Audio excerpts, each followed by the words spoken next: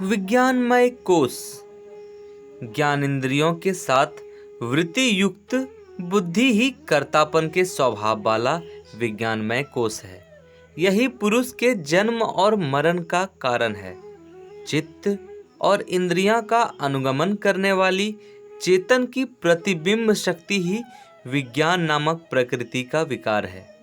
वह मैं ज्ञानवान और क्रियावान हूँ ऐसा देह इंद्रिय आदि में निरंतर अभिमान करता है। यह अहम स्वभाव वाला विज्ञानमय कोश ही अनादिकालीन जीव और संसार के समस्त व्यवहारों का निर्वाह करने वाला है। यह अपनी पूर्व वासना से पुण्य पापमय कर्मों को करता है और उनके फल भोगता है तथा नाना प्रकार की विचित्र योनियों में भ्रमण करता हुआ कभी नीचे आता और कभी ऊपर के लोकों को प्राप्त करता है।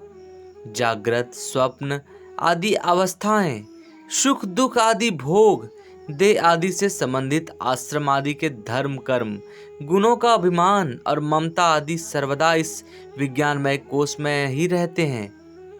यह आत्मा की अति निकटता के कारण अत्यंत प्रकाशमय है, अतः यह इसकी उपाधि है जिसमें भ्रम से आत्मबुद्धि करके यह जन्म मरण रूप संसार चक्र में पड़ता है।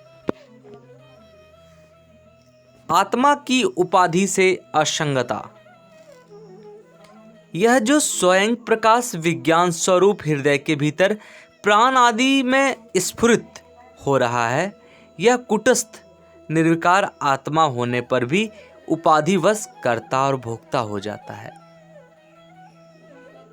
वह परमात्मा मिथ्या बुद्धि से परिचिन्न होकर उससे एकीभूत हो जाने के दोष से स्वयं सर्वात्मक होते हुए भी मिट्टी से निर्मित घड़े के समान स्वयं को स्वयं से पृथक ही देखता है।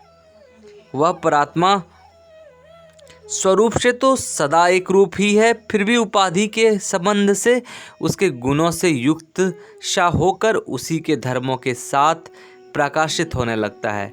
बिल्कुल उसी तरह जैसे लोहे के विकारों से व्याप्त हुआ अविकारी अग्नि उन्हीं के समान प्रकाशित होता है।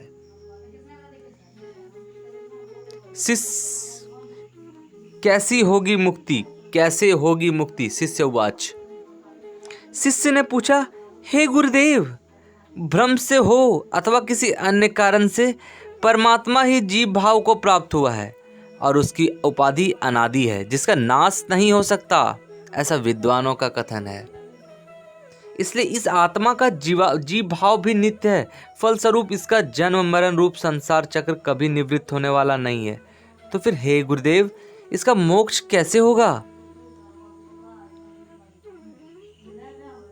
गुरु कहते हैं, हे वत्स, तू बड़ा बुद्धिमान है, तूने उचित प्रश्न किया है। अच्छा, अब सावधान होकर सुन। देख, मूर्छा को प्राप्त पुरुषों को की भ्रमवश की हुई कल्पना प्रामाणिक नहीं हुआ करती। जो असंग, निष्क्रिय और निराकार है, उस आत्मा का पदार्थों से बिल्कुल वैसा ही संबंध है जैसा नीलता आदि से आकाश का। यह संबंध भ्रम के अतिरिक्त और कुछ भी नहीं है। साक्षी, निर्गुण, अक्रिय और प्रत्यज्ञ बोधानंद स्वरूप उस आत्मा में बुद्धि के भ्रम से जीव भाव की प्राप्ति हुई है, जो कि वास्तविक नहीं है, क्योंकि वह अवस्तु रूप होने से मोह दूर हो जाने पर स्वभाव से ही नहीं रहता। जैसे भ्रम की स्थिति पर्यंत ही रज्जु में सर्प की प्रतीति होती है, भ्रम के नाश होने पर फिर सर्प प्रतीत नहीं होता है, ऐसा नहीं था। वह तो था ही नहीं, तब आने जाने का भला क्या? वैसे ही जब तक भ्रम है तभी तक मोहवश मिथ्या ज्ञान से प्रकट हुए इस जीव भाव की सत्ता है। लोक में अविद्या और उसके कार्य जीव भाव को अनादि माना जाता है, किंतु नींद से जाग पड़ने पर जैसे संपूर्ण स्वप्न प्रपंच अपने मूल सहित नष्ट हो जाता है, उसी प्रकार ज्ञानोदय होते ही होने पर अविद्या जनित जीव भाव का नाश हो जाता है। अतः अनादि होने पर भी यह अनंत नहीं, शांत है। तो ये थे श्लोक 200 तक, जिसमें आत्मा की उपाधि और आत्मज्ञान का महत्व का वर्णन किया गया है।